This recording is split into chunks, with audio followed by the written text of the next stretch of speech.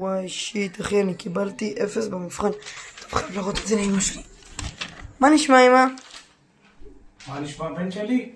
הנה קחי, עשיתי מבחן, קיבלתי. הילד החכם שלי. אמא, אני לא התכוננתי למבחן, אמא. נו אמא, לא, אמא לא. אמא לא, נו אמא. אמא לא, נו אמא. למה?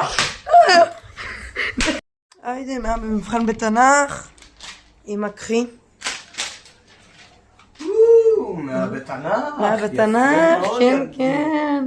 עכשיו את יכולה לקנות לי את מה שרציתי, מה מה אמא? שרצית אלק? כן. מה זה צריך יותר ריכוז בשיעורים? מה צריך יותר ריכוז בשיעורים? העתקת ממשה? לא. עוד פעם משה הזה? אמא, זה לא לא משה. העתקת ממנו? לא. עשית צעדים נכונים ליד הרב? לא, זה לא לא משה. עשית? לא. לא העתקת? לא. אתה בטוח? כן. עכשיו אני מתרכז. לא, אמא, זה לא מתקשרת משה. אליו עכשיו. אבל זה לא משה.